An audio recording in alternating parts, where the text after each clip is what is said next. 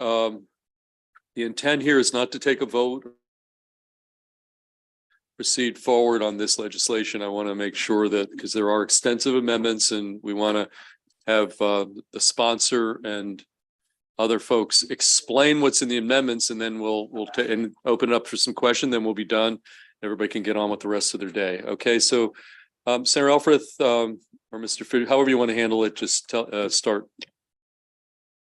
Thank you so much, Mr. Chair, and thank you to the committee. So as I promised you when we first presented this bill, we were working with all the stakeholders to try to find the best balance. And what you have in front of you with the amendments, and Mr. Chair, I believe you have a reprint and a chart of amendments that is kind of an easy read chart.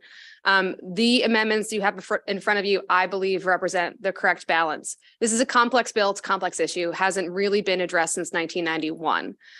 Just to take a step back, the timing of this chamber really pushed and voted for in 2019, the Hughes study. That was not published until December of 2022. So that's why we weren't able to work on the bill until we had the study in hand, the study that this body directed back in 2019. So that's kind of the timeline here. I'm going to have, if it's okay, Mr. Chair, Eric Fisher walk through the amendments. High level, this bill, again, restructures the Forest Conservation Act in a number of ways. It increases our overall goals to be a no net loss of forest, while at the same time providing our local partners. And I'd like to thank MACO and MML. I think we've been talking multiple times a day, every day since the hearing. It gives them much greater flexibility to meet those goals. So instead of the convoluted formula that I showed you at the hearing, they have a lot more tools and a lot more flexibility to meet those increased goals, and focused development where they believe it should be focused, and focused preservation and reforestation where they believe it should be focused. So that's really the intent of the bill and the intent of the amendments, Mr. Chair. And if it's okay with you, Eric can start walking through the amendment chart. Absolutely. Eric, why don't you just start walking the committee through the amendments? All right. Thank you, Mr. Chair, members of the committee.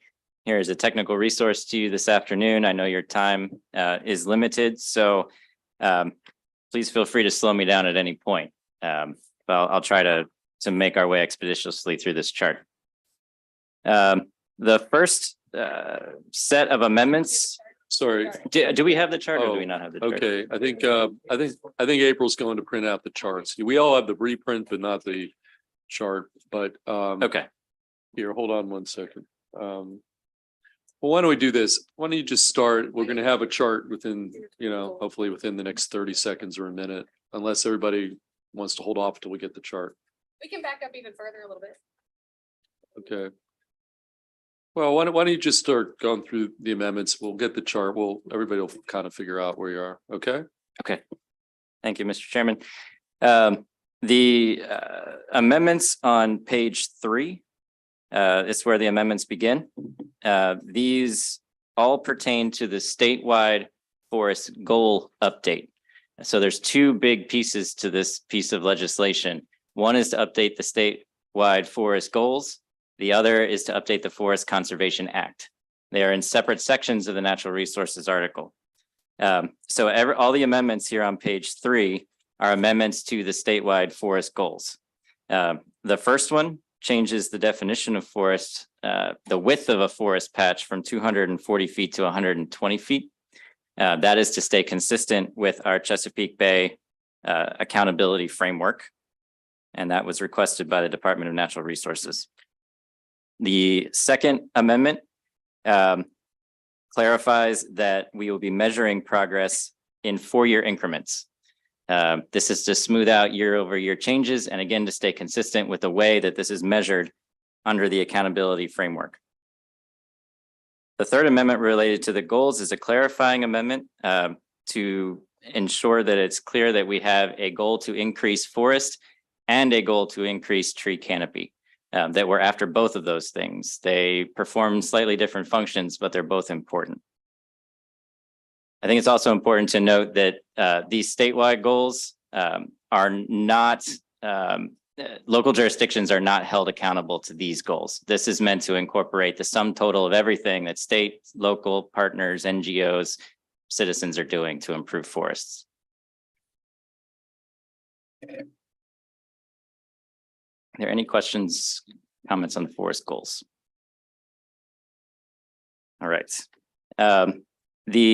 So now at the very bottom of page 3 and into page 4, we are diving into the Forest Conservation Act update itself. So while we are looking for a net gain statewide with our forest goals, the goal for the Forest Conservation Act specifically is a no net loss. That's an important consideration here. One of the one of the big pieces of this bill is to restore the ability of local jurisdictions and developers to use preservation banking as a means to offset their replanting obligations. The way that we brought it back in the original bill was to put some geographic constraints on the forests that could count for preservation banking. We felt there needed to be a balance between the use of that tool and the use of other tools. Yeah, absolutely. Yep. Senator Augustine, we'll just take. Yeah, no, you're gonna Yeah. need to Back up. explain to the committee what preservation banking even is. I was just about to do that, Senator. I'm going to let Eric take the high level and then I'll take the Yeah. political side of it. Thank you. All right, thank you, Senator. Preservation banking is the ability of a developer to purchase a credit for the preservation of existing trees somewhere off-site from their development. So when a developer cuts down trees under the Forest Conservation Act, they have a replanting obligation. There are different ways that that replanting obligation can be satisfied. One way that local jurisdictions were satisfying that obligation was to allow the preservation of existing forest elsewhere in their jurisdiction. That practice was found to be inconsistent with the law by the Attorney General several years ago, and so that practice was ended. We heard from a number of local jurisdictions and the development community that the ability to do that is a critical piece of meeting the FCA requirements.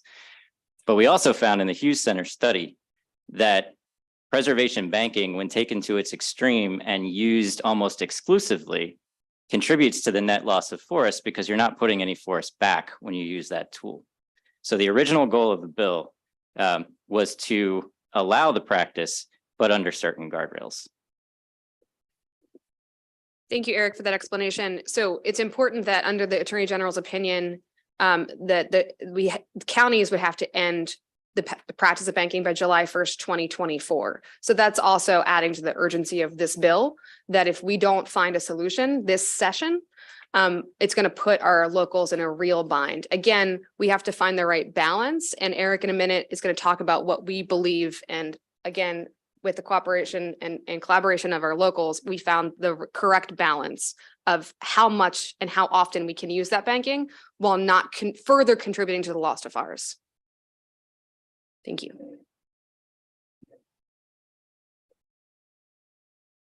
Senator Brooks. Thanks, Mr. Chair. In another word, is that could be considered something like REX, preservation banking, where you get credits if you're not generating what you're supposed to generate, you get those credits, you buy credits from someone else? Okay. Similar, yes. Similar. Okay, thanks. Go on, Eric, keep going. All right. Thank you, Mr. Chair. So the original bill put geographic constraints on the types of forest or the locations of forest that would count in a preservation bank and be available for credit. The amended bill removes all of those geographic constraints. We understood from other stakeholders that that was too restrictive, a way to find the balance. So this amendment, it begins at the bottom of page 3 and works down through line 11 on page 4, removes those geographic constraints. So any priority forest in the local jurisdiction would be eligible for preservation banking. You'll see later in the chart, and we'll touch on this again when we get there, that to maintain the balance we were seeking with the geographic constraints, in lieu of those, there is a 50% limit on the amount that preservation banking can be used to offset a mitigation obligation or a replanting obligation. So if I'm a developer and I have 10 acres of replanting obligation, I can satisfy up to 5 acres of that obligation through preservation banking. And then the other 5 acres I can satisfy through another tool available in the law. That was requested by Mako, MML, Charles County in particular felt this was important. And the building community also believed this was a priority for them. All right, moving forward. Line 14 through 20 on page 4 deletes the definition of a qualified project. This is simply no longer necessary. That definition was an artifact of House Bill 991 of 2021, which established a temporary time-limited use that Senator Elfreth just mentioned for mitigation banking. Since we're bringing it back permanently, we no longer need this definition. Beginning on line 26 and running through the extensive line 2 on page 5, you will see some exemptions added to the law. Some of these exemptions are partial and some of them are complete from Forest Conservation Act requirements. So we'll touch on each of these in turn. Page 4, line 26 specifically identifies the operation of orchards and tree farms as exempt from the Forest Conservation Act. Agricultural activities have always been exempt from the act, but there was some concern from Frederick County and some industry representatives that it was not clear enough. These ventures were included in that, so we made that clear. The second, in a similar vein, number 14 in line 2 on page 5, forest management, also entirely exempt from the Forest Conservation Act. Again, always we believe to be the letter of the law, but wanted to make sure that was clear. That was an amendment requested by the Forestry Association. Number 15 on page 5. This is an exemption that was requested specifically by Prince George's County, but supported again by the counties and the cities and towns. This provides a partial exemption for transit-oriented development that is officially recognized as such under the transportation article. I say partial exemption because while it would be exempt from the enhanced requirements in this bill, it would still be subject to a basic replanting formula similar to what is already in place for those projects. So this essentially holds those projects to the old standard rather than the new. Line 16, or not lines, excuse me, item number 16 is a complete exemption for new federal government facilities projected to house at least 2,500 persons. And item 17 is another partial exemption in the pursuit of smart growth and density that excuses multifamily housing, defined here as a single structure of 25 units or more, from the new requirements. Again, they would be subject to a basic formula that approximates the existing law. And that concludes our discussion of. Senator Lewis Young has a question. On that item on line 17 for the multifamily housing, would you consider just limiting that exemption to affordable multi-dwelling units? Thank you, Senator. Thank you so much for that question. And it's something we've discussed multiple times. It is important and is a priority of the General Assembly, certainly priority of my committee as well. We felt like in order to meet the balance of everybody's needs, this multifamily housing defined at 25 or more really struck that balance. And that was a request from, it's important to note, we've been working hand in glove with our House counterparts, and that was an important component to be included by the House in order to prevent. You've got some high-priced condos in there that you're including. Of 25 or more. That's an excellent point. Okay. Thank you. Okay, Senator Carrozza. Thank you, Mr. Chair. Senator Elfreth, going back to, I guess, the original purpose of the bill, and just you mentioned working with your House counterparts, but I wanted to know who were you working with on the development of the Senate Bill 526, and have the Maryland Forest Association and the other stakeholders seen I guess, is it 36 amendments, the 36 amendments to SB 526? Yes, so as you can see in the requested by column of the chart, we try to make it as simple as possible to show you which amendments are satisfying which stakeholder. So you'll see the Forestry Association requested page 5, line 2. So that's identified right here. And then we've been working extensively with the builders on this, and you'll see where we've tried our very best to satisfy their concerns throughout the bill. I'm not sure everybody is happy with every piece of it, but again, it's on balance, I think, the right way to approach our forest loss across the state. The partners in the requested by, Mhm. they would have seen the amendments that You have they in front of you. requested, but they have not seen the remaining 34, 35. No, they've seen the reprints, They've seen the entire. the reprints. Yeah, Okay. thank you. Okay, Eric, keep going. Thank you, Mr. Chair.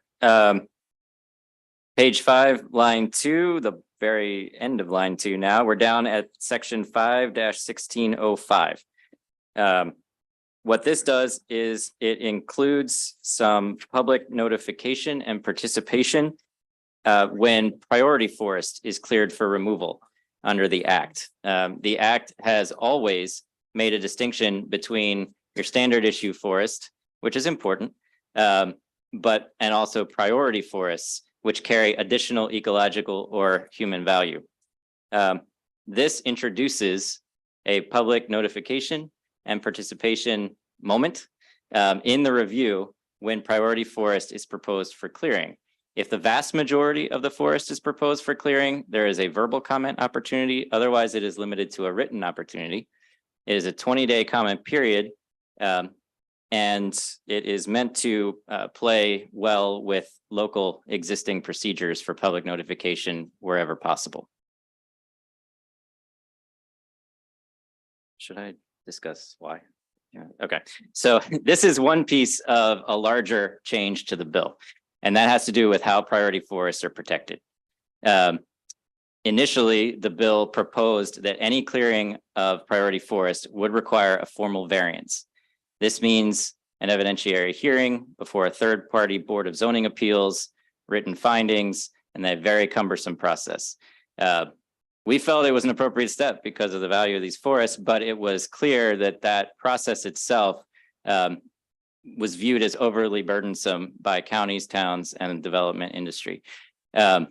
So in lieu of that, this bill, and you'll see this later, removes that requirement that it run through a formal variance process in replacement with public notification and written findings through an administrative procedure, which is much more flexible, much less time consuming. So that's why this is in here. Again, I don't want to speak for Mako and MML, but this was very important to them and important to the builders as well. It still provides for accountability and public, at times input, but certainly transparency, but still is not going to be an onerous burden on any of the participants.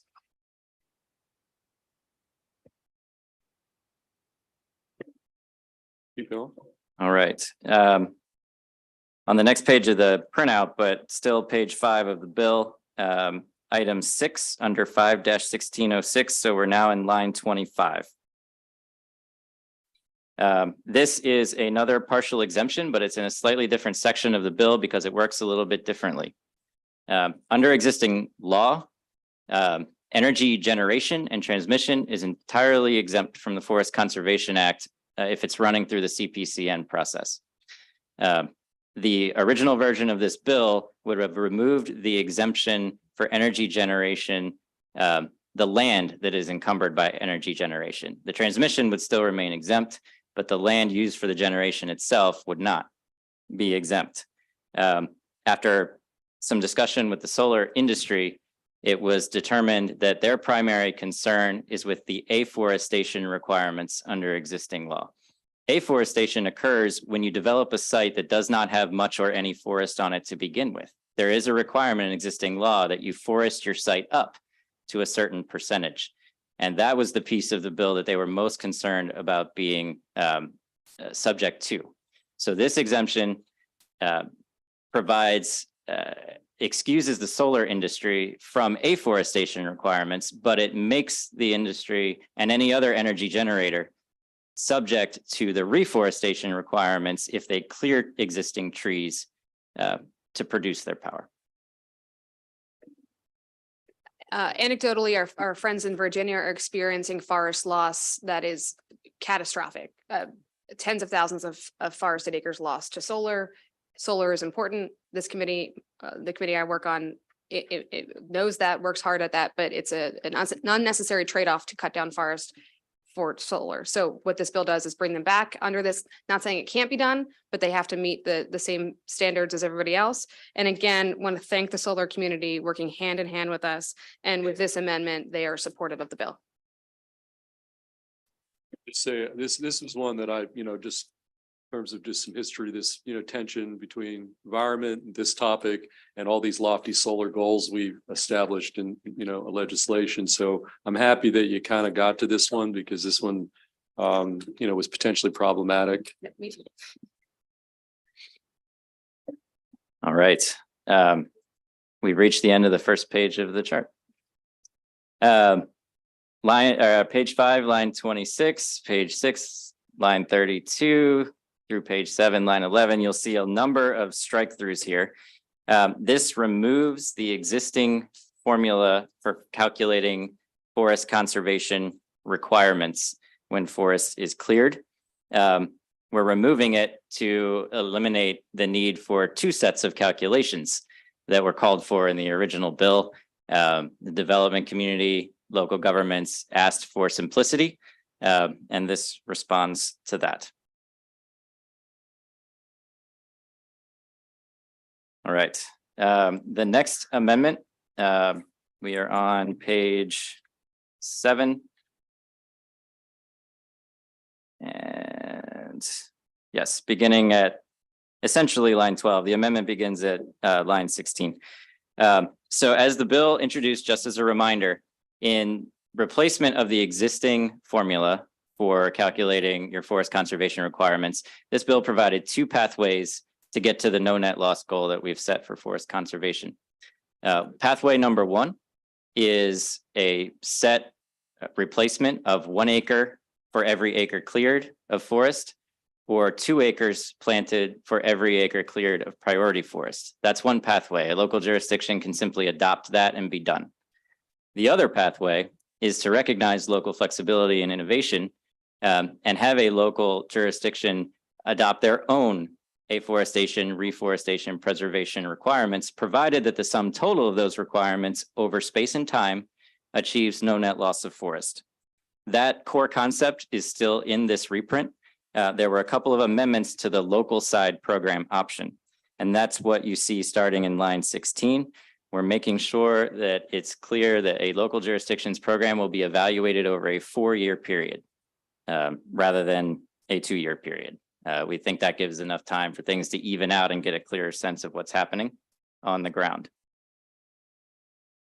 The next amendment to that section is in line 29. This clarifies the yardstick that will be used to evaluate the local program. That yardstick is specified in these amendments as the local annual report that is already required to be filed by the local jurisdiction to DNR on an annual basis. This is a quantitative report, so it has very clear and specific numbers as to how many trees are coming down, how many trees are coming back, what kind of mitigation and preservation was used or required. Similarly, in line 29, it makes sure that local jurisdictions are not held to task for projects outside the scope of these new requirements. It would not be fair to evaluate a local program's performance toward no net loss on projects that are exempted from the law, for example, or projects that were grandfathered in under old requirements. So it makes clear that they would not be held accountable for those. Page 7, line 30. Make sure that the first time we go through this review and evaluation process, nothing terrible happens to these local programs. It specifies that DNR will provide guidance on modification, but we're not just going to pull the rug out from under these local programs. In line 33, that's where you see the amendment that allows for DNR to rescind the local program and default back to the state if we see a lengthy period of a failure to meet up to the standards that we all agree to.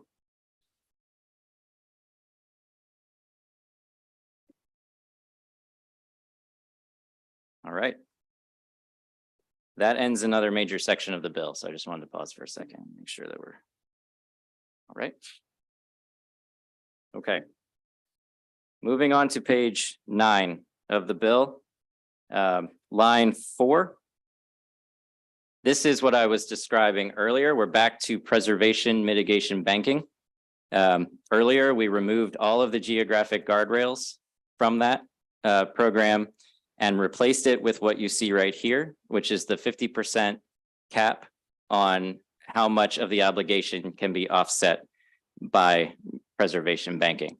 There are other types of banking, such as planting new trees, that a developer or a local jurisdiction can still take advantage of. It's the preservation specifically that is limited to 50% by this amendment. In the very next line, you will see that under certain circumstances, we might need the ability to do more preservation banking. Again, this was requested by the counties and towns specifically. I think it also helps to address a concern from the development community. They could do an extra 10%, take it up to 60%, provided there's a written justification and DNR approval of that request. Would just note here for informational purposes that the Hughes Center study found that without guardrails, it was about an 81-19 split. So just over 80% of banks were preservation banks. Only 19% were planted. So that gives you a little bit of context for those numbers. Okay, lines 19 to 21. These are clarifications requested by Baltimore City, and I believe Prince George's County too, the second one, that one of the new tools in the bill for offsetting your replanting obligation is the restoration of degraded forest. This was in the original bill. So you could go into a forest that is struggling with invasive species, soil erosion, those kinds of things, and improve the quality of that forest and get forest conservation credit for that. It was not clear from the original bill that you could do that on your own site or you could do it off-site. We wanted to make clear that it was always intended to be available on or off-site. And we also want to make clear that any soil improvements are done without grading. Grading is highly disruptive and destructive to intact forest. So we wanted to make sure that that was not part of the mix for this practice. Moving on to line 26 on page 9, a similar clarification. This is another new tool in the bill. It allows developers to go above and beyond their stormwater management requirements for forest conservation credit in urban areas. But we wanted to make sure that when they do that, they're using planted infrastructure. We didn't want to give forest conservation credit for concrete, but there are many green solutions associated with stormwater, and we wanted those to be available.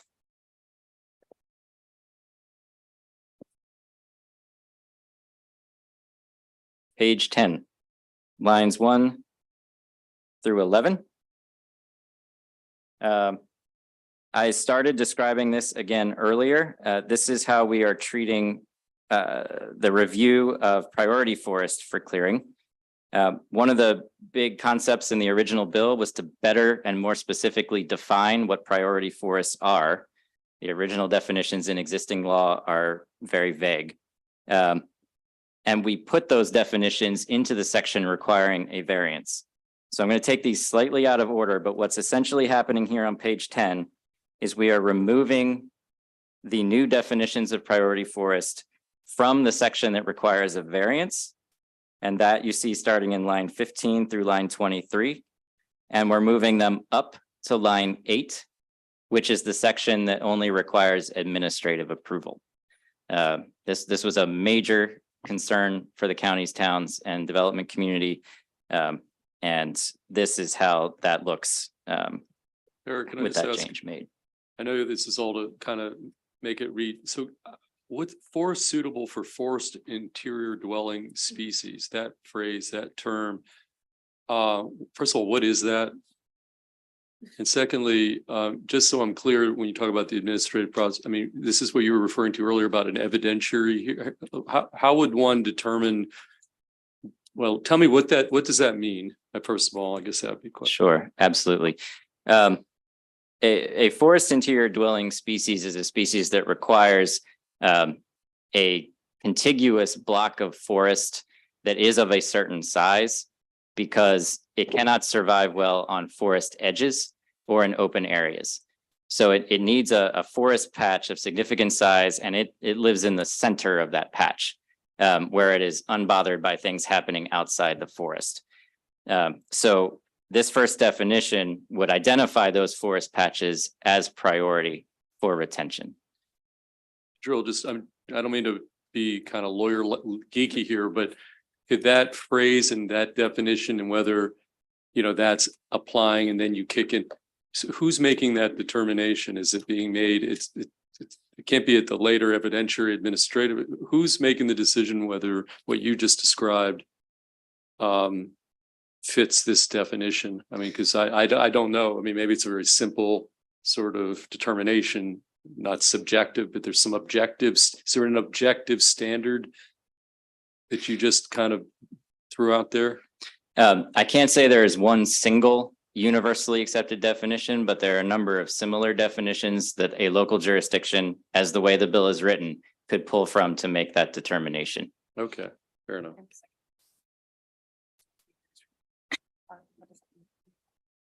Yes, okay. Mr. Chairman, you also asked about the administrative. Yeah, well, I think you process. referenced it earlier about the evidentiary hearing and maybe some of this could get flushed out. Yeah. Yep, and again, I just want to make abundantly clear that the evidentiary hearing is something that is no longer in the bill. The public process will occur within the normal review. Gotcha. Okay, thanks for clarifying that. I got a little bit, okay. Yeah. Gotcha, okay. And I so think we're the moving development to, community as well. away from the evidentiary. Okay, thank you. That's right. Okay, so we are down to we took a couple of these together, so I just want to make sure I don't skip anything. Yes, the page 10, lines 9 and 10. The original bill also included certain urban forests as priority. The priority forest definitions in existing law and many of the new ones that the bill originally added don't work as well in highly urban contexts, but we recognize that there are particularly important forest stands in urban areas. The Department of Natural Resources requested a specific definition that you see there in number 1, priority urban forest mapping, that will be included in the state technical manual. State technical manual is a extensive document that accompanies the Forest Conservation Act that provides guidance and best practices to local jurisdictions and developers attempting to implement the law. Mr. Chair, important to note that manual, we believe, has not been updated since the 1990s. And so you'll see next that we're asking DNR to please update that. And I want to thank particularly Emily from DNR in the back for working with us, especially over the weekend, to get this piece right. Thank you.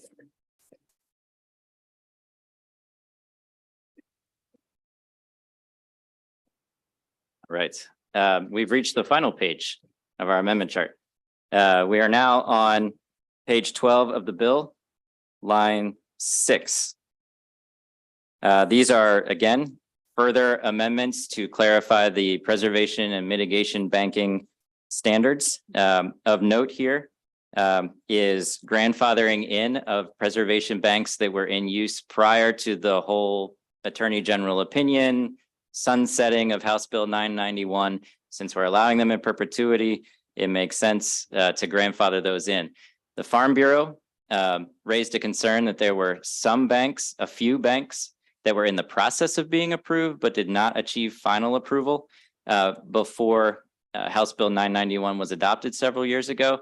This provides an allowance there you see in number 1 for those farms to come in under the bill and get their preservation banks approved The second piece of this it's a rewording from the original bill. It's not a substantive change.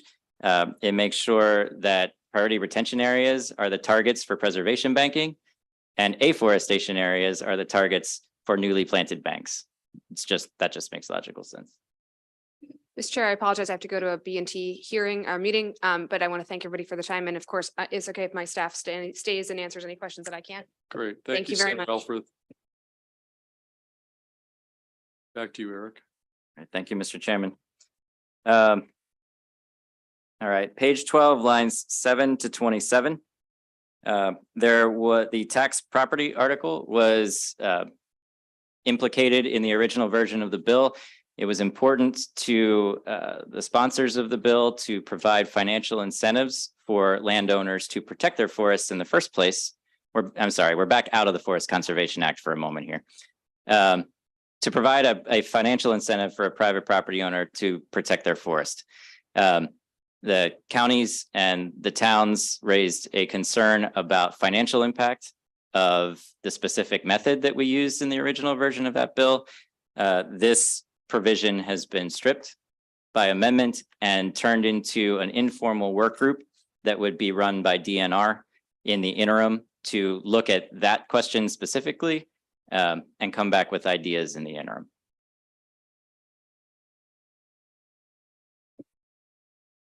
Page 13, line 9. This is another long one because we've added a number of sections here to the end of the bill. Section 4 of the bill, which is 5-1610. These were requests made specifically by Frederick County, but they will benefit counties and towns across the state who have been collecting forest conservation fee in lieu funds. This is another tool that developers can use to offset their mitigation obligations. In many jurisdictions, they can pay into a fund in lieu of doing the mitigation themselves. You can see there that they had 2 years or 3 growing seasons to spend that money, the local jurisdictions. They're saying they could get better projects with more time. And so this bill, these amendments give them more time. This mirrors exactly the language that was introduced by Delegate Kerr in House Bill 530. We've just folded that right into this piece of legislation. Section 5 directs DNR to update the aforementioned Forest Conservation Act Technical Manual. It has been a very long time since that document was updated. It's something the counties and towns have been asking for. It's something that I think the environmental community would like to see. It's guidance, it's best practices, and make sure we're all operating from the same sheet of music. We originally had that to be done by the end of this calendar year. The Department of Natural Resources said, we want to do this right. We need a little bit more time. So this is amended to push back to December 31st, 2024, the complete update of the technical manual. Section 6 directs the Department of Natural Resources to do the forest incentives work group that we just discussed. Section 7 ensures that local jurisdictions receive timely guidance on how to set up an alternative local program. Remember, we talked earlier about the 2 different pathways. You can do the state-based ratios, or you can do your own ratios and combination of other requirements, provided they hit no net loss. But counties and towns are going to need some guidance from DNR about how those are going to be evaluated. And we wanted to make sure that that got out in time for them to design their local programs.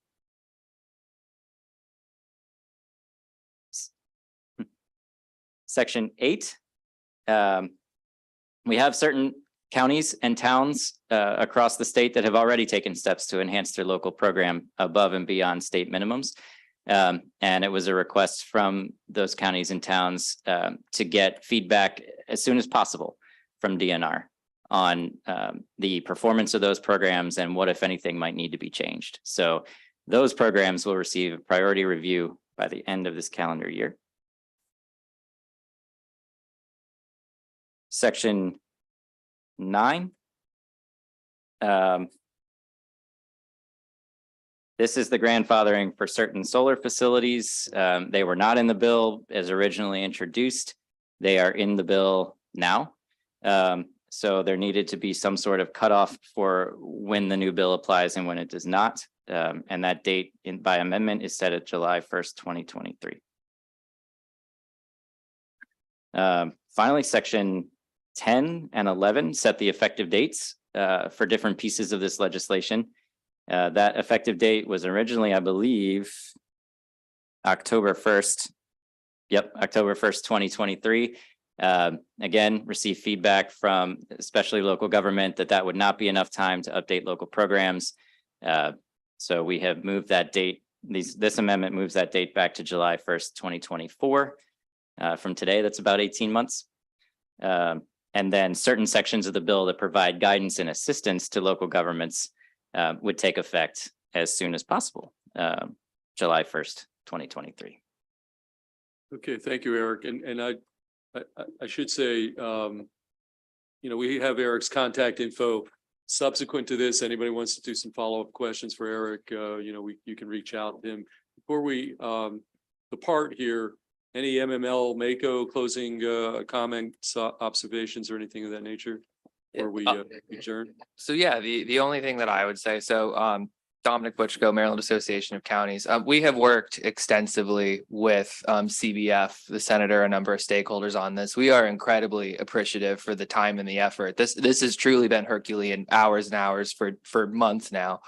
Mako and MML, we're in a neutral posture for this. We can live with what is in front of us.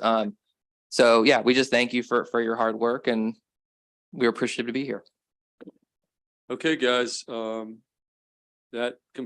any final questions, or we're good? That completes our work for today, and enjoy the rest of your evening.